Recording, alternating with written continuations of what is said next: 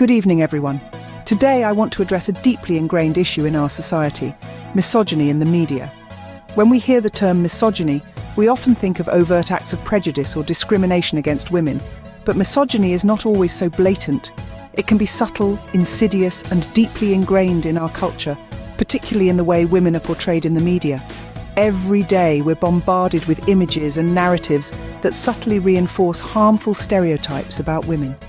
We see women's bodies being objectified and scrutinized in advertisements, their personal lives picked apart in gossip columns, and their achievements often overshadowed by their appearances or relationships. This isn't just damaging to the women who are targeted, it sends a harmful message to all of us about what is acceptable behavior, about what it means to be a woman. And the media, with its vast reach and influence, plays a major role in perpetuating these harmful attitudes.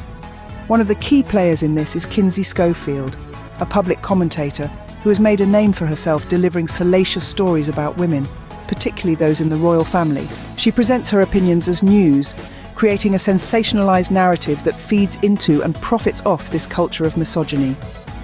Schofield's behavior is a clear example of how misogyny in the media works. By feeding the public a steady diet of body shaming, gossip, and clickbait headlines, she reinforces the idea that women are objects to be judged and consumed, rather than individuals with their own talents, achievements, and worth. Every time a public figure like Kinsey Schofield engages in this behavior, it reinforces the idea that women should be judged not by their talents or achievements, but by their appearance and personal choices. This is the subtle, insidious nature of misogyny in the media, and it's a pattern that we need to recognize, call out, and challenge. It's time to examine Kinsey Schofield's role in all of this. Schofield, a well-known public commentator, has been instrumental in perpetuating the harmful narratives that often surround women, especially those in the public eye. She isn't simply a bystander, she's an active participant, shaping the way women are portrayed in the media. Schofield's commentary goes beyond the realm of reporting.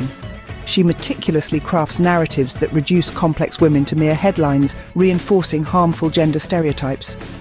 For instance, she does not merely report on the women of the royal family, she spins tales, riddled with baseless gossip and unfounded assumptions. By doing so, she commodifies these women's lives for public entertainment, stripping away their dignity and humanity. Moreover, Schofield's focus isn't limited to the actions or policies of these women. She scrutinizes their character, their appearance, their personal relationships, none of which should be subjects of public entertainment. She exploits these aspects, offering them up as fodder for public consumption, thereby contributing to the toxic media culture that women everywhere are forced to navigate. The essence of the matter is this: Schofield is not just feeding into the machine, she is the machine. She knows what she's doing, and she's doing it intentionally. She's fueling a dangerous narrative that commodifies and objectifies women, reducing them to mere subjects of public interest.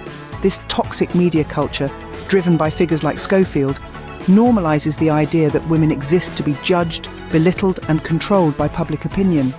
It sends out a message that women's lives are open for public scrutiny, that it's okay to judge and belittle them based on their appearance or personal choices. It perpetuates the harmful belief that women, regardless of their accomplishments, will never be enough. The danger of this narrative is not just its existence, but its pervasiveness. It seeps into our everyday lives, shaping our perceptions and attitudes towards women. It's high time we recognize this and hold figures like Schofield accountable for their role in perpetuating this toxic culture. This is where we draw the line. This is where we say no more. This toxic media culture normalizes the idea that women exist to be judged, belittled, and controlled by public opinion. The real problem here is the impact, the ripple effect that this kind of commentary has on women everywhere. Let's take a moment to visualize a still pond. Now imagine throwing a stone into the center of this pond. You see the initial splash, but then ripples begin to form. They start small, right around the point of impact, but then they grow wider and wider, reaching the farthest corners of the pond. This, my friends, is the ripple effect of Schofield's commentary on women. Her words, like that stone, create a splash, a sensational headline, a trending topic. But then, the ripples begin. These ripples are the negative impacts her words have on women everywhere, They spread far and wide, reaching not just the royal figures she targets, but also young girls who are trying to navigate their identity, career women striving to break the glass ceiling, and every woman in between. The message these ripples carry is damaging. It's a message that tells women that they are never enough, that they must look a certain way, behave a certain way, and lead a certain kind of life to be deemed acceptable. It tells women that their worth is not in their capabilities, their intelligence, or their kindness, but in their ability to fit into a narrow mold set by society. And what's worse, these ripples don't just disappear. They linger, subtly shaping the way women see themselves and the way society sees women. It's a cycle, a dangerous cycle, that continues to perpetuate the objectification and belittlement of women. They know exactly what they're doing. Schofield and others like her are fueling a dangerous narrative, and it needs to stop. So let's stop the stone from being thrown. Let's stop the ripples from spreading. Let's challenge the narrative and demand better. Because every woman deserves to be seen, heard, and respected for who she is, not for who society tells her to be. It's time for us to take a stand. We can no longer be passive consumers of this toxicity. We've recognized the problem. Now it's time to do something about it. We've seen the harm, the damage, the ripple effects of this kind of media culture. But awareness is only the first step. Now, we must act. We need to start by holding media figures accountable, starting with Kinsey Schofield. It's not enough to turn a blind eye, to scroll past the clickbait headlines, or to switch off the television. We need to call out the toxic content, boycott the outlets that perpetuate it, and demand better from those who have the power to shape public opinion. But how do we do this?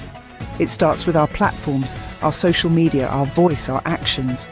We need to use these tools not just to consume content, but to challenge it. Share articles that celebrate women's achievements rather than tearing them down. Call out media figures who perpetuate harmful stereotypes. Use your voice to demand better representation of women in the media. Remember, every tweet, every comment, every share is a signal to the media about the kind of content we want to see. If we stop engaging with the toxicity, if we stop clicking on the salacious headlines, if we start demanding more positive, empowering content, then we can start to shift the narrative. But it doesn't stop there. We need to carry this attitude into our everyday lives. Challenge the casual misogyny you encounter in conversations. Stand up for women who are being unfairly judged or belittled. Show the world that we will no longer tolerate this kind of behaviour. This is a battle that we must fight together. It's not just about changing the media, it's about changing our culture, our attitudes, our mindsets. We need to create a world where women are valued for their talents, their achievements, and their character, not their appearance or their personal lives. Use your platforms, your social media, your voice, your actions to make it clear that this kind of misogyny will no longer be tolerated. This is our call to action. This is how we take a stand. In conclusion, misogyny in the media is a pervasive issue that affects us all. It's a pervasive, damaging force woven into the very fabric of our media consumption. It's in the body-shaming headlines, the sensationalized stories, and the public debasement of women's personal lives. And figures like Kinsey Schofield, who profit from this toxic culture, are at the forefront of perpetuating these harmful narratives. We've unpacked the misogyny, delved into its damaging effects, and spotlighted the role Schofield plays in reinforcing this. She's not just a passive participant, but an active contributor, shaping the way women, especially those in the public eye, are presented and perceived. Her commentary, often targeting women's character, appearance, and personal relationships, goes far beyond fair criticism. It feeds into a toxic and demeaning media environment that normalizes the judgment and belittlement of women. But we've also discussed the ripple effect of this toxicity. The constant scrutiny and demeaning portrayal of women in media sends a disheartening message to all women, that they will always fall short of societal expectations, that they exist merely to be judged. This is the damaging narrative that Schofield and others like her are fueling. However, we cannot forget our own role in all of this.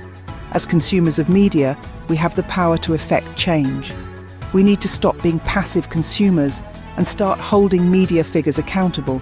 It's not enough to simply scroll past the toxic content. We need to call it out, boycott the outlets that promote it, and demand better. We need to challenge the narratives that objectify and undermine women, and instead choose media that uplifts and celebrates women's achievements. Remember, the power to change the narrative is in our hands.